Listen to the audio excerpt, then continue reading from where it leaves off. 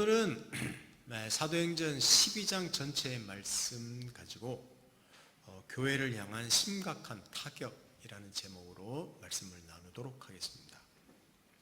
24절까지인데 1절에서 5절까지만 제가 한 절, 여러분 한 절 읽어보도록 하십시다. 그때 헤롯 왕이 손을 들어 교회 중에서 몇 사람을 헤아려 하여 요한의 형제 야고보를 칼로 죽이니 유대인들이 이 일을 기뻐하는 것을 보고 베드로도 잡으려 할새 때는 무교절 기간이라 잡음에 옥에 가두어 군인 4씩인 4패에 맡겨 지키고 6월절 후에 백성 앞에 끌어내고자 하더라. 함께 읽습니다. 이에 베드로는 옥에 갇혔고 교회는 그를 위하여 간절히 하나님께 기도하더라. 아멘. 유대 땅의 왕으로 등극한 헤롯 왕이 예루살렘 교회의 핵심 지도자인 사도 요한의 형제인 야고보와 그를 처형합니다. 일단은. 그리고 그 예루살렘 교회의 또 가장 큰 지도자인 베드로를 투옥해서 첩첩의 경비병을 세우는 그런 사건이 터집니다. 그리고 무교절, 6월절이 지나면, 절기가 지나면 베드로 또한 아마 처형하려고 지금 기다리고 있는 중의 내용이 오늘 사도행전 12장의 내용입니다. 예루살렘 교회와 안디옥 교회, 우리 안디옥 교회 지난주에 한번 들어보셨죠? 이제 막 복음이 전 세계를 향하여 도약하려는, 그래서 기독교가 확장되려는 그런 순간에 헤롯이 등장해서 교회에 심각한 타격을 지금 주고 있는 내용입니다.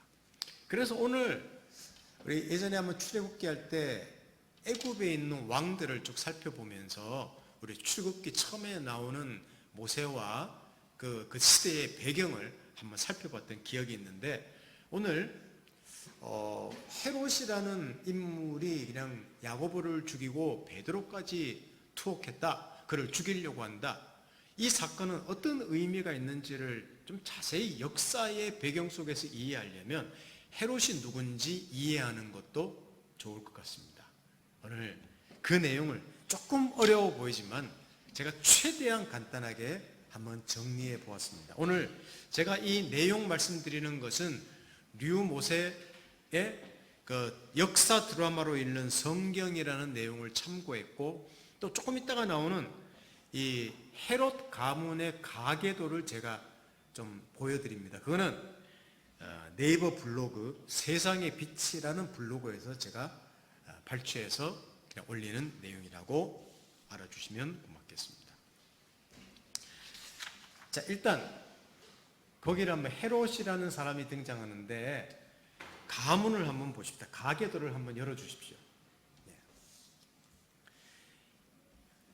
사실은 이 도표보다 훨씬 더 복잡한데 그 도표들 중에 그나마 좀 간단하게 된 도표를 제가 찾았습니다. 그러니까 이 도표를 그려야만 이 사람이 이해될 정도로 콩가루 집안이 이 헤롯이라는 왕의 가문입니다. 성경에는 모두 헤롯이라고 나옵니다. 출애굽기에 보면 애굽의 왕들은 모두 바로라고 나오는 것과 같습니다. 여기에 나오는 헤롯은 우리 마태복음 2장에 보시면 예수를 죽이려고 하다가 못 죽였고, 그래서 그 예루살렘에 있는 2살 이하의 아기들을 다 죽였던 그 사건이 일어나지 않습니까? 그 왕이 헤롯 대왕입니다. 그 헤롯 대왕의 손자가 누군가 하면 오늘 사도행전 12장에 나오는 헤롯 아그리파 1세. 그러니까 헤롯이라고 하지만 정확하게는 헤롯 아그리파 1세라는 이름을 가진 왕입니다.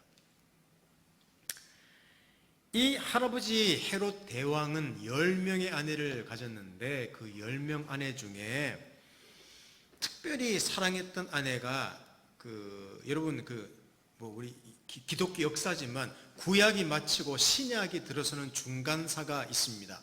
그 신구약 중간사가 말하는데, 그때 유대가 마카비 왕조라고 들어선 적이 있었는데 그 왕조의 한 공주와 이 헤롯 대왕이 결혼해서 자식을 낳고, 자 여기 보시면 헤롯 대왕이 있죠.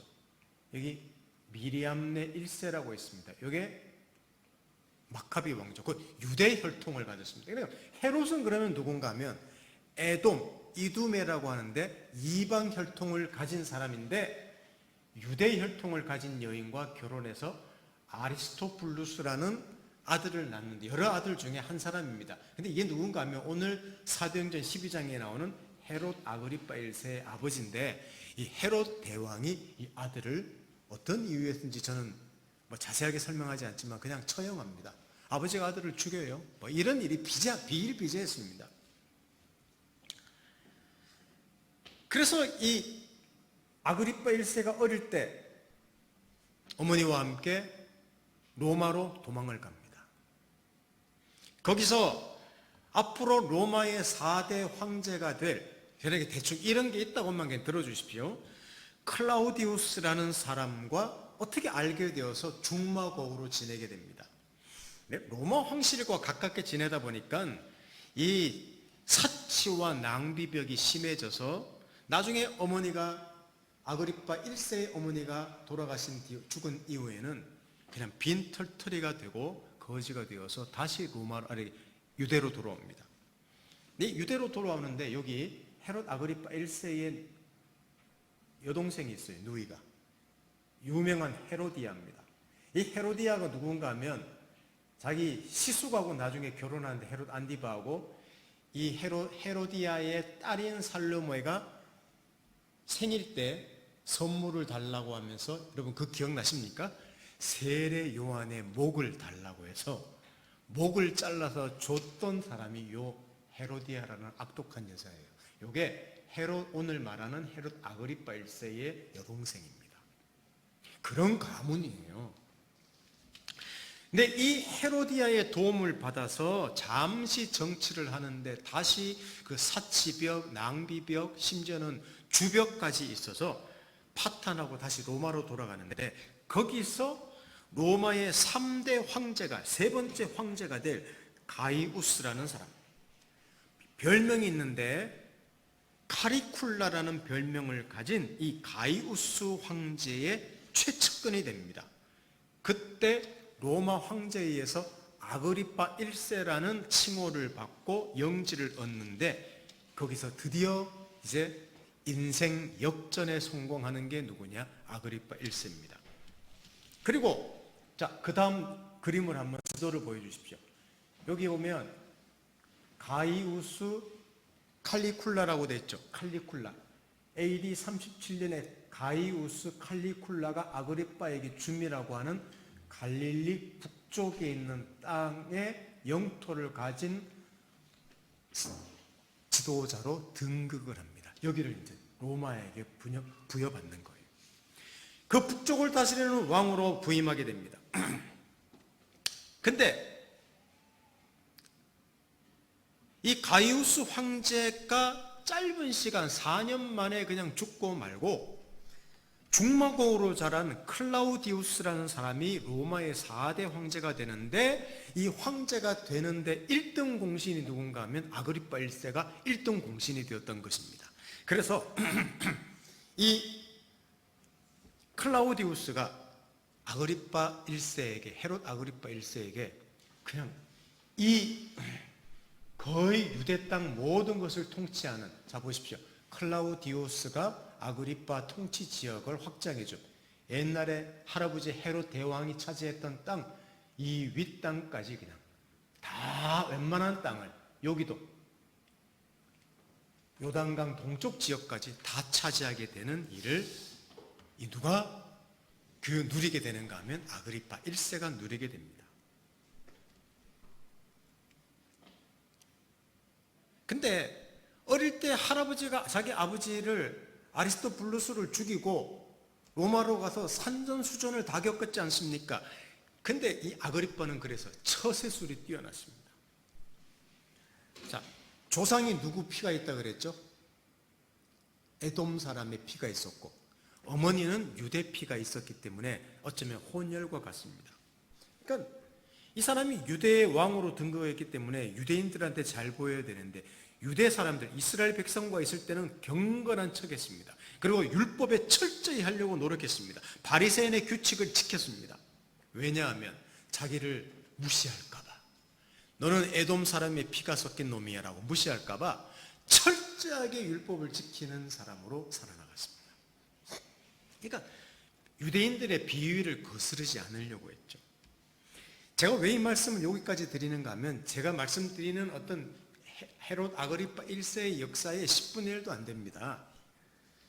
어쩌면 사도행전 12장에 나오는 예루살렘 교회를 핍박한 아그리파 1세의 잔인한 핍박도 이런 맥락에서 살펴보아야 된다는 겁니다.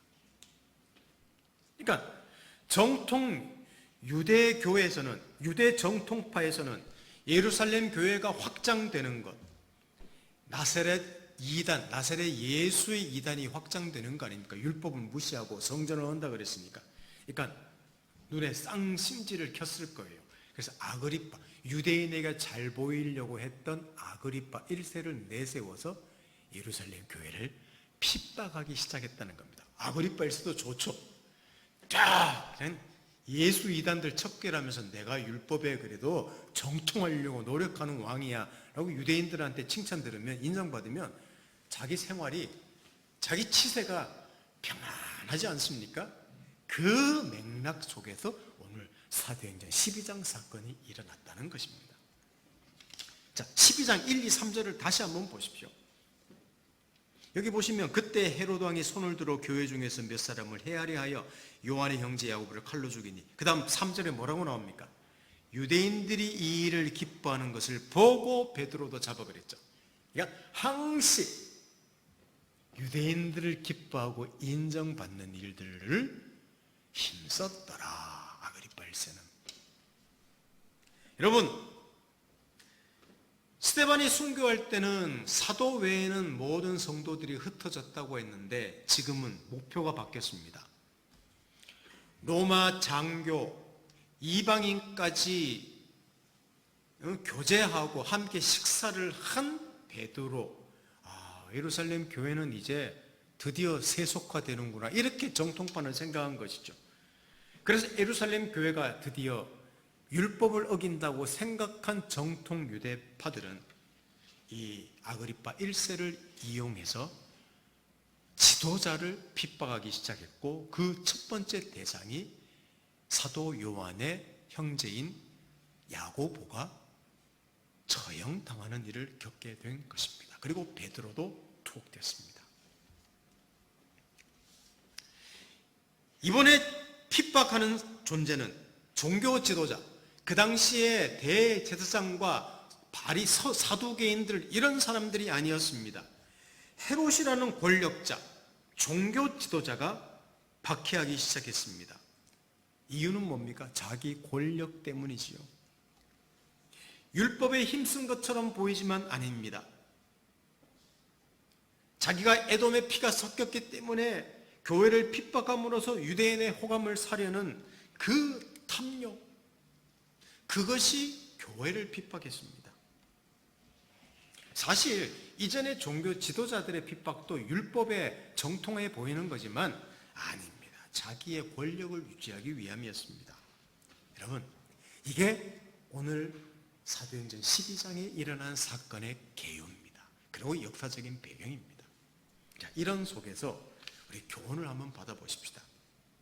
세상 속의 하나님 사람들이라는 제목으로 잠시 말씀을 전해드리겠습니다. 그렇습니다. 여러분, 세상은 강해 보입니다. 아니, 강합니다. 그 사이에 있는 교회와 복음, 그리고 하나님의 사람들은 너무나 초라해 보입니다. 아니죠. 초라하죠. 세상이 강하다는 말은 사실은 인간의 탐욕이 강하다는 말입니다. 자신을 위해서는 물불을 가리지 않습니다. 그래서 세상이 무서운 거예요. 얼마 전에도 여러분 그 뉴스 보셨지 않습니까? 층간 소음 때문에 가서 그냥 위층에 올라가서 칼로 그냥 부부를 죽이고 노모까지 죽이고 무서워요. 지금은 바른 소리도 못할 판입니다. 저는 옛날에 결혼하고 저도 한 30대 초반쯤 됐나? 제가 살던 동네에 고등학교가 있었는데 그 고등학생들이 얼마나 저희 아파트 뒤에 와서 담배를 피는지, 그 담배 냄새가 돌아요. 그러면 제가 저 항상 그런 거 놓고 소리 지릅니다. 야! 담배 피지 마! 그러고 소리 지르면 애도 도망가고 그랬던 시절도 있었는데, 지금 그랬다가는 맞아 죽어요. 칼에 찔려 죽습니다. 고속버스 타고 잡상인 왔으면 여기 잡상인 하면 안 된다 그랬다가 저 멱살 잡고 죽을 뻔했던 적도 있습니다. 지금은 그러면 안 돼요. 뉴스를 들어보십시오. 인간의 탐심은 거침이 없습니다. 모든 것을 순식간에 태워버리는 불길처럼 거셉니다. 정의, 공평, 사랑, 복음, 교회, 이거는 그 세상에 엄청난 그 쓰나미 같은 물결, 그 거친 불길 속에 끼어있는 나무 조각 같습니다. 그게 교회예요. 그게 그리스도인이에요. 그게 정의예요. 역사 속에서 굉장한 부흥의 시기가 있기도 했지만 세상 속에 있는 하나님 나라는 늘 초라했습니다. 자, 여러분 물어보십시다. 지금 교회와 이 나라 속에, 우리 대한민국이라는 한 나라 속에 있는 교회 그리고 그리스도인 강력합니까? 멋집니까? 아니면 초라합니까? 초라해 보인다고 생각하시죠? 초라합니다. 정말 볼품없습니다. 우리는 이 본질, 이 현실을 인정해야 합니다. 교회 안에서 우리끼리 교제하고 이야기하기 때문에 대단한 것처럼 보이지, 세상에서는 권력도 자랑도 없습니다. 그리고 종교가, 기독교가 세상에서 목소리를 내려고 하는 순간 그냥 기독교는 타락해 버립니다. 되게 타락합니다. 왜냐하면 인간의 탐욕을 넘어서는 것이 어렵기 때문입니다. 여러분, 교회가 권력을 잡습니까? 물론 필요하죠. 권력은. 돈이 많아집니까? 명예를 취합니까? 교회가? 또는 목사가? 신기하게 그때부터 타락하기 시작했습니다. 헤롯의 가계도만 복잡하고 콩가루인 것이 아니라 이것은 우리 인간의 본질을 너무나 투명하게 보여주는 가계도라고 볼 수 있습니다. 저는 그 헤롯 가계도를 보면서 이 콩가루 집안이라고 생각하다가 나중에는 이게 인간이구나. 이게 인간이구나. 저는 그렇게 생각했습니다. 이것이 세상 속에 있는 기독교, 교회, 그리고 하나님의 사람입니다. 여러분, 교회는 늘 핍박이 있었습니다. 교회는 늘 고난 가운데 있었습니다. 그러므로 의아하게 생각하지 마십시오. 사람이 어떻게 그럴 수 있냐? 헤롯이 어떻게 그럴 수 있냐? 너무 흥분하지 마십시오. 그럴 수 있습니다. 교회가, 목사가, 기독교인이 어떻게 그럴 수 있냐고 너무 분노하지 마십시오. 그럴 수 있습니다. 물론 그래서는 안 되지만 그게 인간입니다. 그렇게 살지 않으려고 애쓰는 것이 저는 기적이라고 생각하고, 그것이 하나님의 너무나 이해할 수 없는 은혜라고 저는 생각합니다. 물론 교회는 부흥해야 합니다. 그러나 건물도 없고 돈이 부족하고 명예가 없고 그래서 늘 염려하고 힘들어하는 것, 어쩌면 교회를 향한 손가락질을 하고 핍박하고, 저는 그것이 오히려 우리 교회와 하나님의 사람들이 이 세상에 살아가면서 누리는 은혜인지도 모른다고 생각합니다. 그럴 때가 가장 순수하고 가장 멋졌던 시간이었기 때문입니다. 저는 늘 그렇게 살자는 게 아니에요. 역사 속에 있었던 일을 거울 삼아 지금 교회를 핍박한다, 나라가 교회를 예배드리지 못하게 한다, 핍박한다. 핍박 안 하면 어떻게 하겠습니까? 핍박 안 했던 적이 없습니다. 고난 안 받았던 적이 없습니다. 이것이 교회의 정체성. 오늘 야고보가 죽었어. 베드로도 죽기 일보 직전이야. 헤롯이라는 세상은 너무 거대해, 너무 콩가루야. 그걸 너무 이상하게 생각하지 말자는 겁니다. 항상 교회는 그랬다는 것, 항상 세상은 그랬다는 사실을 우리 인정하면 좋겠습니다. 그런데 어떤 일이 일어나는지 보십시다. 자, 오늘 6절부터 12절까지 한번 봅니다. 자, 제가 한 절, 여러분 한 절 같이 읽죠. 우리 심심한데. 헤롯이 잡아내려고 하는 그 전날 밤에 베드로가 두 군인 틈에서 두 쇠사슬에 매여 누워 자는데 파수꾼들이 문 밖에서 옥을 지키더니 호련히 주의 사자가 나타나며 옥중에 광채가 빛나며 또 베드로의 옆구리를 쳐 깨워 이르되 급히 일어나라 하니 쇠사슬이 그 손에서 벗어지더라. 천사가 이르되 띠를 띠고 신을 신으라 하거늘 베드로가 그대로 하니 천사가 또 이르되 겉옷을 입고 따라오라 한데 베드로가 나와서 따라갈새 천사가 하는 것이 생시인 줄 알지 못하고 환상을 보는가 하니라. 이에 첫째와 둘째 파수를 지나 시내로 통한 쇠문에 이르니 문이 저절로 열리는지라. 나와서 한 거리를 지나며 천사가 곧 떠나더라. 이에 베드로가 정신이 들어 이르되 내가 이제야 참으로 주께서 그의 천사를 보내어 나를 헤롯의 손과 유대 백성의 모든 기대에서 벌하게 하신 줄을 알겠노라 하여 같이 읽습니다. 깨닫고 마가라는 요한의 어머니 마리아의 집에 가니 여러 사람이 거기서 모여 기도하고 있었더라. 우리는 의아하게 생각할 수 있습니다. 어떻게 야고보는 처형당했는데 베드로는 이렇게 기적적으로 살리실 수 있을까? 너무 불공평합니다. 우리는 알 수 없습니다. 한 가지는 아는 게 있습니다. 모두 하나님의 사람들입니다. 하나님께 순종하는 사람들입니다. 모두 하나님의 뜻을 이루는데 쓰임받은 사람들입니다. 어떤 사람은 죽음을 통해서, 어떤 사람은 다시 살아남을 통해서 말입니다. 그것밖에 우리가 알 수 있는 게 없어요. 지금도 마찬가지죠. 다 잘 사는 게 아니고, 다 못 사는 게 아니고, 다 건강한 게 아니고, 다 질병 걸리는 게 아닙니다. 우리 인생을 알 수가 없어요. 그래서 인생을 살아내는 것 같습니다. 다 안다면 인생을 살 수 없을 것 같아요. 어떤 사람은 참 질병 가운데서도 감사하며 하나님의 뜻을 이룹니다. 어떤 사람은 건강한 가운데서도 하나님의 뜻을 이룹니다. 이게 차이점이죠. 저는 이 말씀을 읽을 때 사도행전 4장 말씀이 생각이 났습니다. 과거 베드로와 요한이 성전에 앉아서 나면서 걷지 못하는 사람을 기적적으로 고쳐준 사건이 있지 않습니까?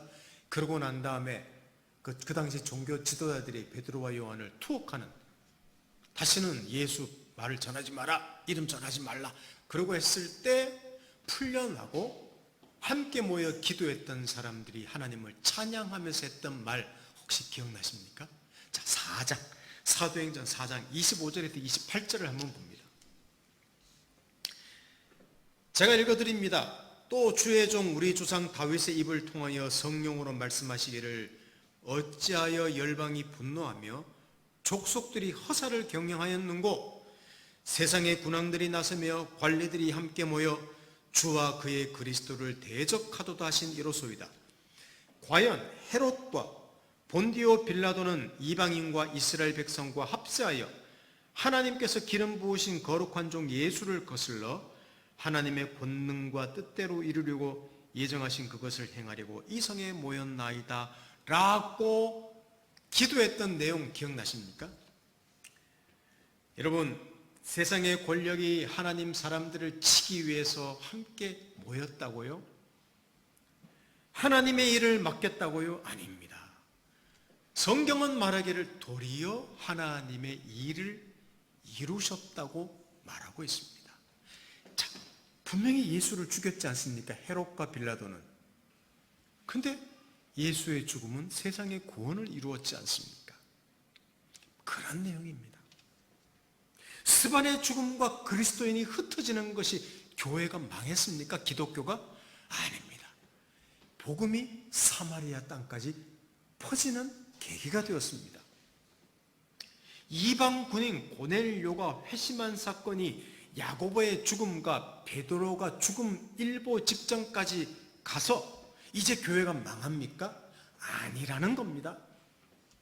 그리스도의 복음이 땅끝까지 향해 나아가는 시작이 됩니다. 그러니까 헤롯이 야고보를 죽이고 베드로를 투옥한 그 사건은, 오늘 설교 제목이 뭐였습니까? 교회를 향한 심각한 타격. 제목이 좀 거창한데 교회 망했구나. 그게 아니라 그 심각한 타격이 하나님 자기 일을 하시는데 계기가 되도록 하셨다는 사실입니다. 이게 오늘 내용입니다. 성경의 내용 보면 오늘 뒷부분에 헤롯이 갑자기 죽습니다. 자, 사도행전 12장 19절에서 23절을 한번 보십시오. 오늘 마지막 구절입니다. 사도행전 12장 19절에서 23절, 헤롯이 그를 찾아도 보지 못하고 파수꾼들을 신문하고 죽이라 명하니 헤롯이 유대를 떠나 가이사랴로 내려가서 머무니라. 헤롯이 두로와 시돈 사람들을 대단히 노여워하니 그들이 지방이 왕국에서 나는 양식을 먹는 까닭에 한 마음으로 그에게 나와 왕의 침소 맡은 신하 블라스도를 설득하여 화목하기를 청한지라. 헤롯이 나를 택하여 왕복을 입고 단상에 앉아 백성에게 연설하니 백성들이 크게 부르되 이것은 신의 소리요 사람의 소리가 아니라 하거늘 헤롯이 영광을 하나님께 돌리지 아니하므로 주의 사자가 고친히 벌레에게 먹혀 죽으니라. 뜬금없는 사건이 나옵니다. 우리 이거 이해하려면 힘들어요. 그래, 간단하게 말하면 헤롯이 갑자기 죽습니다. 자, 오늘 제가 그 베드로가 어떻게 기적적으로 풀려났고 그것을 위해서 기도했다는 내용은 그냥 오늘 제가 묵살시킵니다. 생략해버립니다. 근데 헤롯이 어떻게 죽었는가를, 역사적인 사건을 잠깐만 좀 시간이 없더라도 설명드리겠습니다. 베드로가 기적적으로 풀려나고 찾지 못하자 그 경비병들을 헤롯이 죽여버립니다. 그리고 화가 나서 가이사랴라는 곳에, 이게 지중해 연안에 있는 가이사랴라는 곳으로 도망을 가고 맙니다. 그 다음 지도가 나옵니까? 없습니까?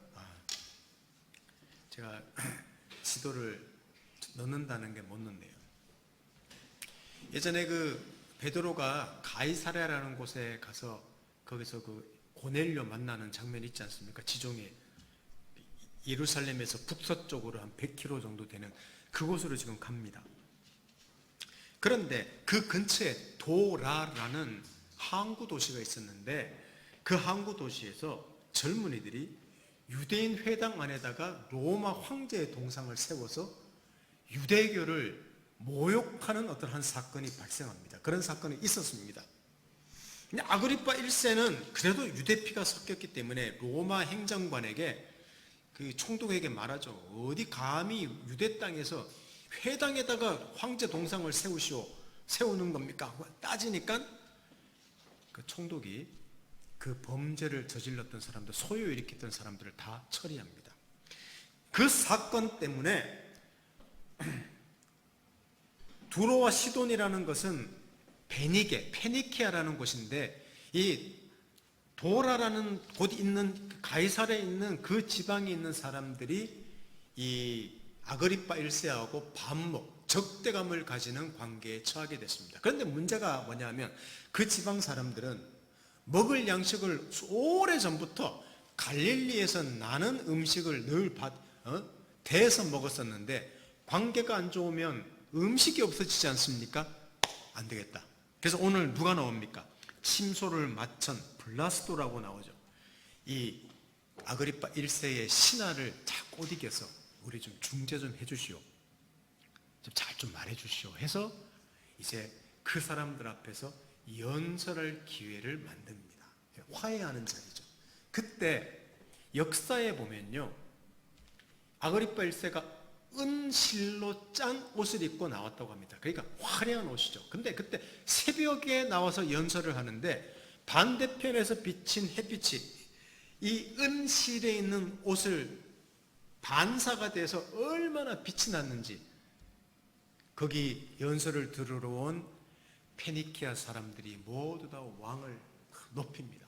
그러니까 막 확 빛이 비치니까 신입니다. 당신은 신입니다. 그러고 아첨을 한 거죠. 아부 떨은 거죠. 왜? 먹을 것 때문에, 식량 때문에. 그런데 성경은 뭐라고 말하는가 하면 하나님께 영광을 돌리지 않았던 고로 그가 벌레가 먹어서 죽으니라. 그리고 누가는 기록을 하고 아무 뜬금없는 기록이 있습니다. 많은 사람들이 말합니다. 현대의학으로는 맹장 파열로 복막염으로 죽었다고 말하고 있습니다. 그게 옛날 어떤 의술로는 벌레가 창자가 먹어서 죽었다고 이야기하는 것이죠. 그는 54세 일기로 갑자기 죽고 맙니다. 이게 실제로 역사 가운데 있었습니다. 제가 왜 이 말씀을 자세히 드리는가 하면 성경의 그 안목은 그는 병들어 죽었지만 성경적인 안목은 그가 하나님 위치에서 하나님께 영광을 돌리지 않았더라 하나님께서 그를 데려간 곳으로 기록하고 있다는 사실입니다.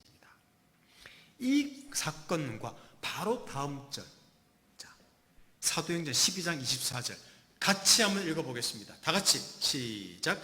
하나님의 말씀은 흥왕하여 더하더라.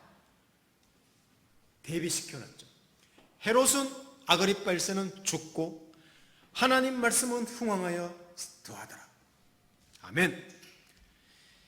여전히 하나님이 주권적으로 일하고 계심을 성경은 기록하고 있습니다.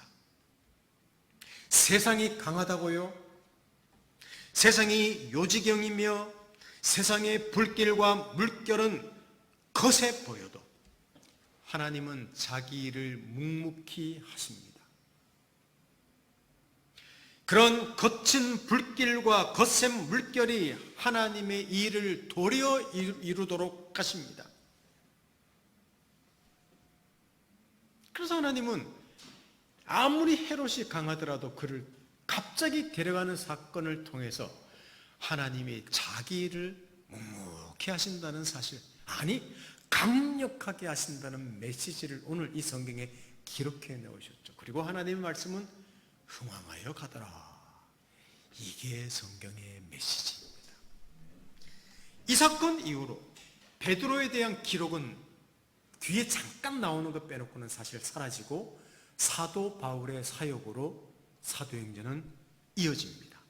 무슨 말입니까? 이제 복음은 땅끝까지를 향하여 거침없이 나아가게 됩니다.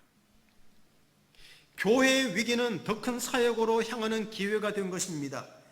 예루살렘 교회의 위기는 안디옥 교회의 강력한 사역을 가져와서 바울과 바나바를 통하여 세상 선교를 나가는데 이제 가게 됩니다. 그곳에 베드로도 가서 합류하게 되는 일이 나중에 벌어집니다. 사랑하는 성도 여러분, 그러니 현재의 고난, 현재의 부정, 현재의 이해할 수 없는 일들로 너무 낙심하고 두려워하지 마십시오. 사실 두렵지요, 조급하지요, 당연합니다. 그러나 뚜렷한 해결책도 없어 보입니다. 아닙니다. 하나님은 여전히 일하십니다. 모든 정황, 모든 일을 사용하셔서 자기 뜻을 이루시며 자기 하나님의 사람들을 아름답게 하십니다. 이것이 세상의 역사이며 이게 또한 기독교의 역사이기도 합니다. 여러분, 교회가 대면 예배를 못 드리고 그래서 지금 사탄의 공격을 받고 있기 때문에 어떻게 해서라도 대면 예배를 드려야 한다고 주장하는 분들이 있습니다. 예배 드려야죠. 심지어 국가가 교회를 파괴시키려고 한다고 분노하면서 말하는 자들도 있습니다. 여러분, 당황하지 마십시오. 사탄은 늘 공격해 왔습니다. 하루라도 공격하지 않은 날은 없습니다. 그리고 하나님께서도 1분 1초라도 쉬지 않고 일하셨습니다. 그리고 모든 그런 정황 속에서도 자기의 메시지를 담아내셨습니다. 지금도 하나님은 교회를 위하십니다. 믿습니까? 그렇습니다. 아멘입니다. 교회와 그리스도인이 큰 사람이 되고 넓어지고 깊어지기를 하나님이 바라실 것입니다. 그리고 세상을 섬길 사람으로 다듬고 계십니다. 그러니 여러분, 목사님, 교회는 그렇다고 치더라도 너무 일들이 많은데요. 너무 환경이 복잡 힘든데요. 짜증나는 일도 많고 내가 해결할 수 없는 일들도 널리고 널리는데요. 왜 이래 일들이 안 풀립니까? 언제 지금만 안 풀렸습니까?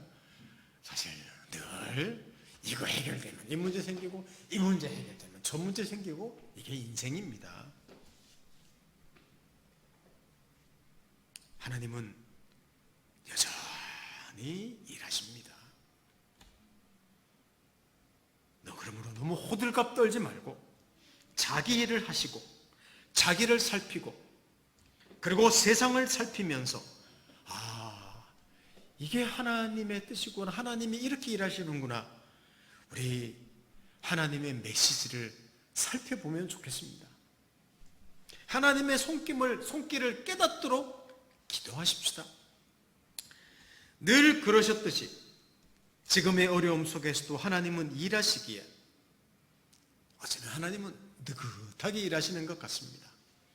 우리 그리스도인 또한 담대하면서도 좀 느긋하게, 물론 힘들고 지치고 두렵고 낙심되고 그럴지라도 우리 좀 느긋할 수 있는 여유를 가지면 좋겠습니다. 이런 은혜가 우리를 붙잡고 매일매일을 살아나가면 좋겠습니다.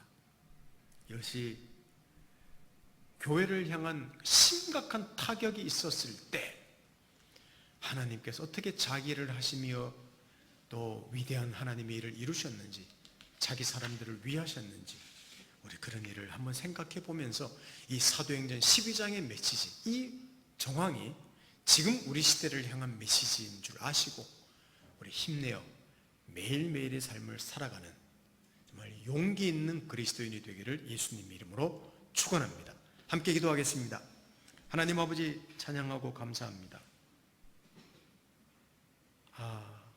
헤롯이라는 한 사람, 또 그 가계도를 보면서 어떻게 이럴 수가 있는지 아닙니다. 그게 우리 인간임을 보게 되었습니다. 그리고 교회에 큰 핍박이 났을 때 교회는 망할 것 같았지만, 심지어는 야고보라는 사람이 순교까지 당했지만 하나님은 베드로를 기적적으로 구출해 내시면서 헤롯을 또 갑자기 데려가시면서 하나님 말씀은 흥황해 가면서 여전히 느긋하게 자기 일을 하심을 보여주셨습니다. 어려운 시대를 우리가 살아가고 있습니다. 간절히 원합니다. 지금도 하나님이 우리를 붙잡으시고 주도적으로 일하심을 우리가 믿습니다. 하나님, 이런 시대를 용기 있게 살아낼 수 있는 저희를 될 수 있도록 축복하시고 담아내시는 그 메시지를 발견해 나가면서 매일매일 감격하는 그리스도인이 되도록 축복해 주십시오. 예수님의 이름으로 기도드립니다. 아멘.